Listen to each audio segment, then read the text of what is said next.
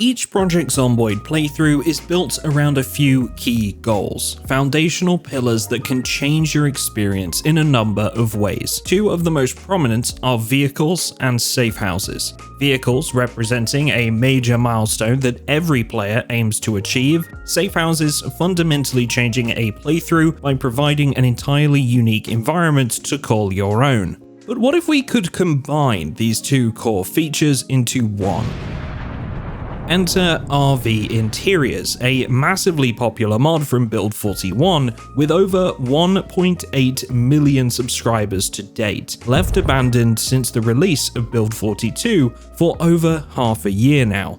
That is, until recently, with the release of a newly adapted version of the all-time fan favorite known as Project RV Interior. You can take your safe house on the move with you. We're about to jump into all you need to know about this mod, all the way from how it actually works and how it affects your experience, to some suggested additional mods to run with this one, and some recommended sandbox settings too. This is living life on the road in Project Zomboid. Okay, so first things first, what does this mod actually do? Many of you are probably familiar with some of these functions already, but I know there will equally be some new players that haven't tried the mod just yet, and some that just won't be aware of some of the deeper functionality included. So, as such, we're taking a bit of a more detailed look.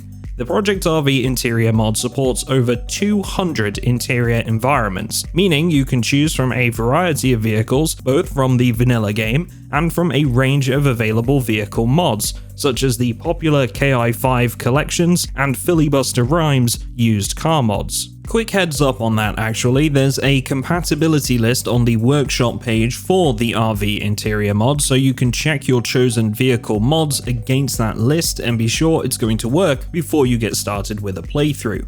Each interior environment is naturally going to be different, so if you want, you can jump into a fully furnished RV that was designed for the very task you'll be using it for, or as I choose to do in my playthroughs, you can take on a bit more of a challenge and pick out a truck with an empty container to flesh out as your own. Those are far from the only two options as well, considering you could step into a school bus, a purpose-built apocalypse vehicle, or a humble ice cream van, to name just a few. Something that many folks don't actually realize though is that this mod is also entirely functional with trailers and associated mods of a similar like, as well as the popular containers mod. This means you could in theory create portable and deployable safe houses that you can then drop around the map in multiple locations as a sort of forward operating base. Regardless of which vehicle you choose from, either with the vanilla selection available or the many supported mods, your now mobile safe house will be fully supplied with electricity by the vehicle's battery. So as long as you've got fuel to keep your vehicle moving and the battery is both in good condition and topped up, you'll be all set. But what about water? Well, aside from actually placing a water dispenser inside of your RV, you will actually be able to hook up a built-in rain collector to any sink either spawned or built inside your vehicle. Grab a pipe wrench, enter the vehicle interior, and then right-click on the sink to connect it to the collector. This results in a fully sustainable and compact safe house covering the majority of your survival needs. All that's left will be to scavenge up some food for your days spent traveling. Speaking of which, that brings me nicely to my next segment for today's video, and that's all based on how this mod can fundamentally change the experience you'll have in Project Zomboid and how it feels to use in practice. For the average player, Project Zomboid begins and ends inside the same town that you choose for your spawn location. Now, I'm not saying that's the case every time you play, but when you actually think about it, how many playthroughs do you actually see yourself leaving your local spawn town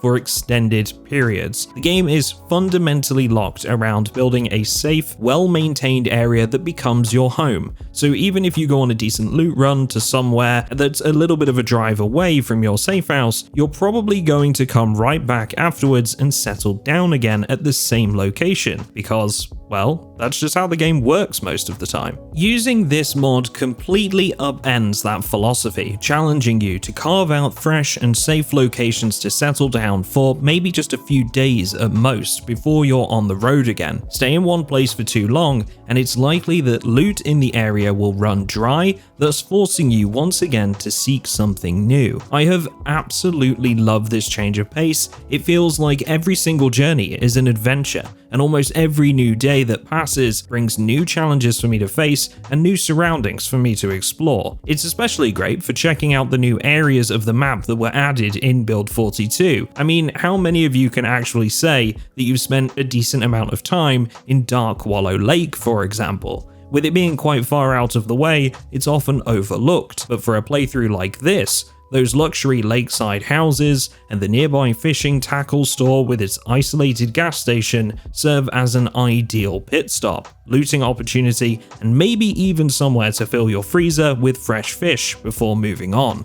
Anyway, my point here is ultimately that Project Zomboid can become quite a static experience focused around one village, town, or city in a regular playthrough. The RV mod allows you to become a true nomad, and coming up next I've got some recommendations for both sandbox settings and mods that can really enhance that atmosphere while drastically increasing the fun you're going to have as a result. Okay, so let's dig into the sandbox settings I like to go with for this kind of playthrough, and as we go through those, I'll mention how some of the mods I use can complement them. Keep in mind that all of this section is ultimately personal preference. You can of course run Project RV interiors without any other mods or any adjustment to the sandbox settings. This is just what I like to run for that ultimate nomad experience with just a few adjustments to settings and a very light mod collection. So, starting at the top of the sandbox settings, we've got all things time and seasons. Personally, I like to run 2-hour days. This is my standard for almost every playthrough,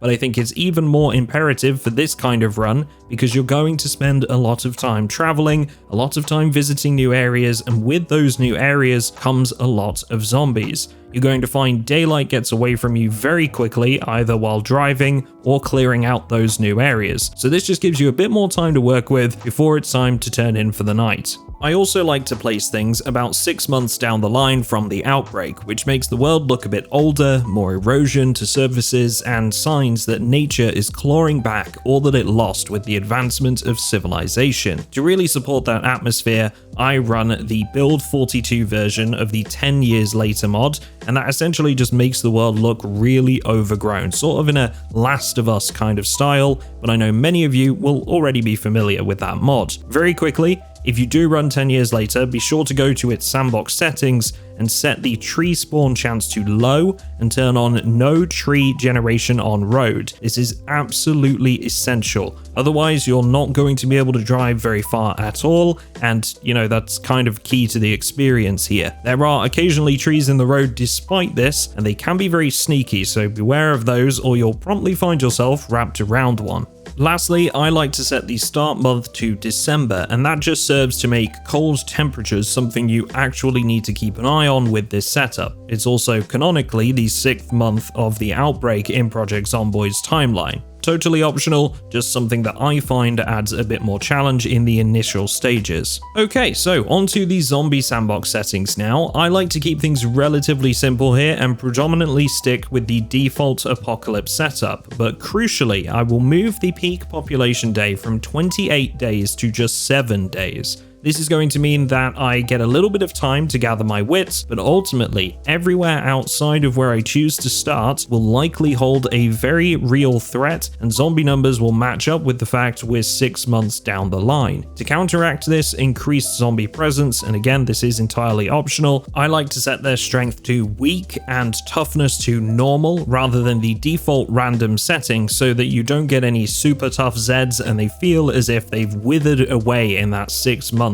that they've been shambling around for. Any other changes in this area are entirely up to you and not necessarily essential to the experience. Now we got onto the loot settings, and this is a big one, perhaps the most prominent part of this entire setup. As you can see, most of my settings have been reduced to extremely rare. Crucially, with non-perishable food, ranged weapons, and literature, they are set to insanely rare. This is going to mean that food is a very real problem when you keep in mind that fresh produce will have long since rotted away, and this serves to keep you moving from place to place in search of more supplies. The lack of resources is crucial to this setup, so while you can make things harsher if you want to, I wouldn't recommend making it any easier than what's displayed here. Now, as I mentioned just a moment ago, in this setup, perishable food has already gone bad, so you'll want to make sure the electricity is set to instantly switch off and water the same, which again creates a real urgency to ensure you find a generator to power a gas station and some form of reliable water. House alarms and locked houses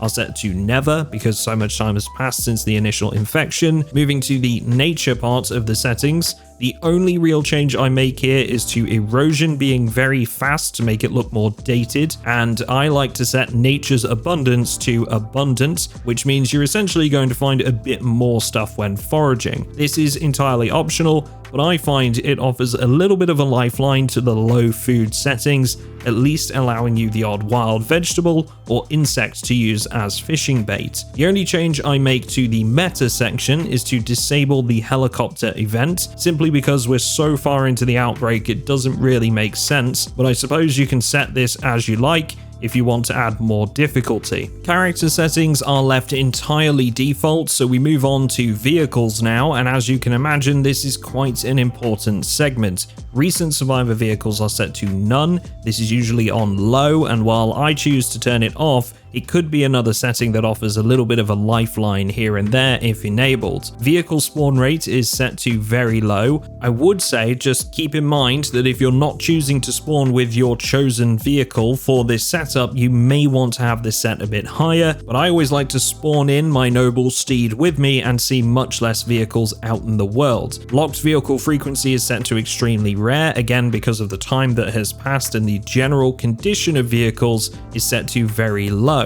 making car parts a rare commodity and emphasizing careful maintenance and repair of your existing vehicle. I chose to disable car alarms here, but that one is personal preference. One mod I used in my own setup to complement these settings was Rob's 10 years later vehicles, which makes all the vanilla cars appear with this very dilapidated texture that features this creeping moss growing over them. It just really nicely fits the setting. Modded vehicles aren't affected, so I spawned a KI5 vehicle as my chosen safe house, and this gives the appearance that mine has been well looked after. If you're choosing a vanilla vehicle, you may want to leave this mod out, otherwise yours will appear rusted and broken down just like the ones in the world. That just leaves the livestock settings, which are left entirely default. So that's all of these sandbox settings, but there's a couple of mods that are worth consideration that I didn't bring up during that last segment. Firstly, I personally use KI5's vehicles. I love these mods because I think they look a bit more realistic than the alternatives, and many of them come with additional parts that you can build onto the vehicles for things like roof storage, protected windshields, or bumper attachments built to clear zombies. Worth noting here that Filibuster Rhymes used cars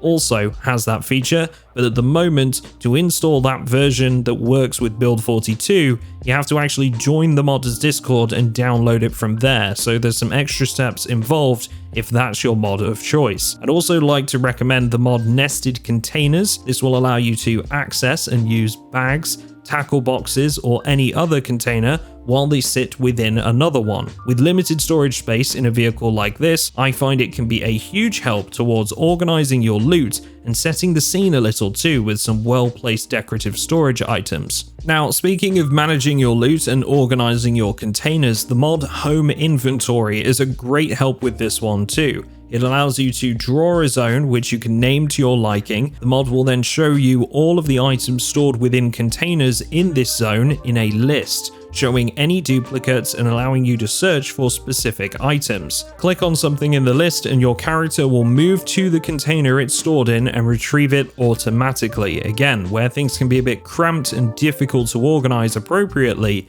this mod is a great help.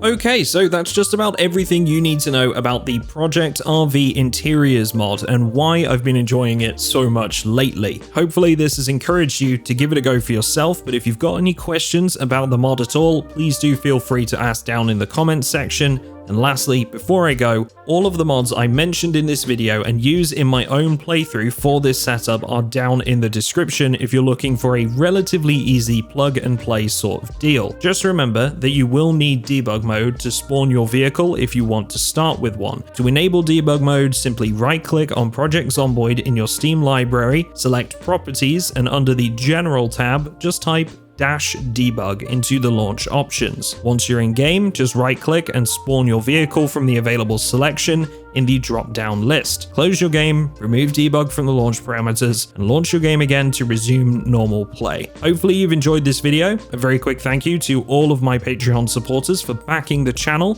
If you haven't really heard about the Patreon yet, subscribing for just £3 a month and supporting what I do gets you access to our whitelisted Project Zomboid server as a bonus with monthly wipes, themes, and events specially tailored for our community. Link, as always, is down in the description. Thanks, folks, and I will see you all in the next one.